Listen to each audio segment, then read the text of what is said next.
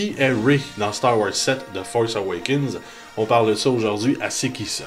Rey, qui est le personnage interprété par Daisy Ridley, c'est encore très obscur à savoir c'est quoi ses origines. Il y a plusieurs théories sur Internet qui parlent des origines de Rey. Il y en a 3 qui sont les plus populaires et c'est les 3 que j'ai retenus. La plus populaire des 3 en ce moment, c'est que ce serait la fille de Luke. Luke aura un enfant caché. Le fait qu'il sait ou pas, ça diffère tout dépendant à qui vous parlez sur Internet. Ça ferait du sens que Luke ne sait pas qu'il y a une fille, ça expliquerait pourquoi il y a un certain détachement dans la dernière scène du film où il rencontre finalement Rey. Ça expliquerait aussi pourquoi Rey s'est fait laisser sur la planète Jakku. La mère, qui aurait eu une aventure avec Luke, l'aurait laissé sur la planète pour la protéger de Kylo Ren, qui vient de tourner au côté obscur avec plusieurs autres personnes du Nouvel Ordre Jedi, qui vont créer les Knights of Ren. Bien sûr, ce serait sous la protection de Lorsan Tekka, qui est à ce moment-là aussi sur la planète Jakku. Donc Rey aurait été laissé sur la planète Jakku pour sa propre protection, tout comme Luke l'a été à la fin du The Revenge of the Sith. Donc, ça serait un petit rappel à Luke. En même temps, elle retrouve son sable laser qui appartenait à Luke, mais ce qui cloche aussi dans cette théorie-là, pour ce point spécifiquement-là, c'est que c'était pas le sable laser de Luke à l'origine, c'était celui d'Anakin. Donc, c'est un peu erroné de penser que, à cause qu'elle a trouvé le sable laser, c'est automatiquement la fille de Luke. En même temps, Maz Kanata, qui a quand même une grande expérience de la Force, et on comprend qu'elle sait à peu près tout ce qui se passe alentour de Rey en un clin d'œil quand Rey fait son voyage psychique, si je pourrais dire, dans le sous-sol de Maz Kanata. Maz lui explique que sa famille fait partie du passé, qu'elle ne reviendra pas. Maintenant, son futur, c'est Luke Skywalker. Elle fait vraiment la distinction entre le fait que son passé, Luke n'était pas dans son passé, et que maintenant son futur va s'axer vers Luke Skywalker, d'oublier son passé, sa famille ne reviendra pas. Donc, Maz fait vraiment la dissociation entre le passé, la famille, et le futur et Luke. Donc, selon moi, Maz serait au courant ou aurait senti que ça fait partie du même lignage que Luke.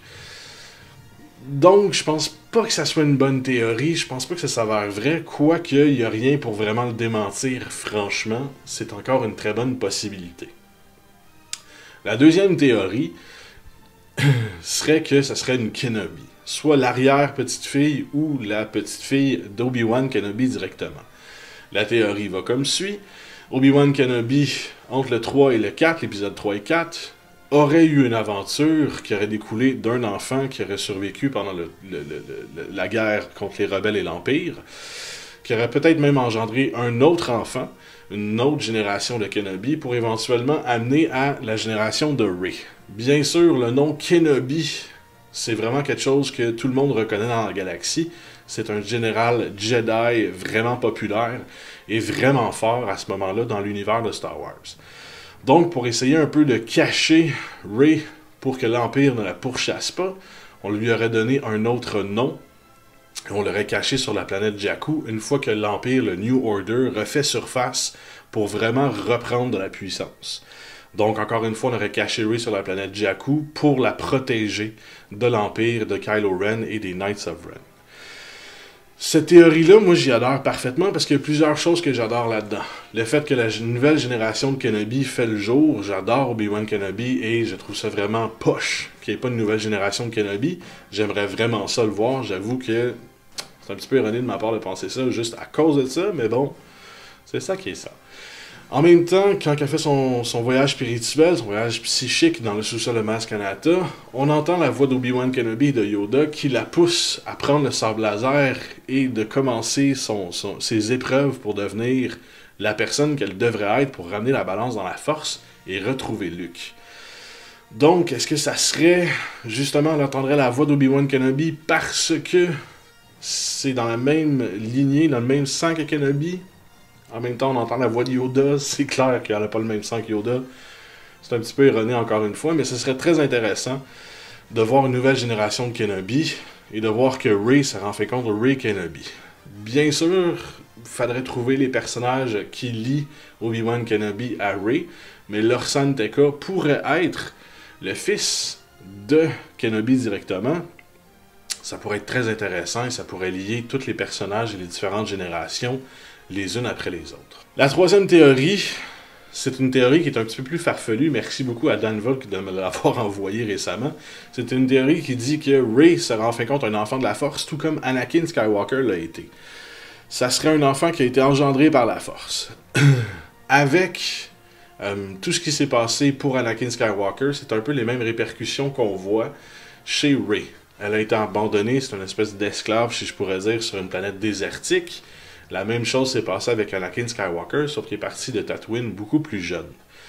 Ça serait la réincarnation d'Anakin Skywalker qui pourrait passer une vingtaine d'années sur une planète désertique pour un peu passer à travers sa période purgatoire, pour éventuellement se faire libérer par son destin.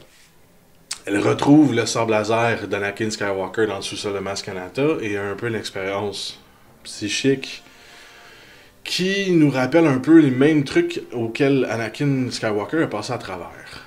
Bien sûr, ça va plus loin que ça, mais ça serait en fin de compte la nouvelle version d'Anakin Skywalker qui voudrait rétablir la balance dans la Force, qui prendrait jour, ça serait une résurrection, si on pourrait dire. Je sais pas si c'est une théorie qui a beaucoup de fondements.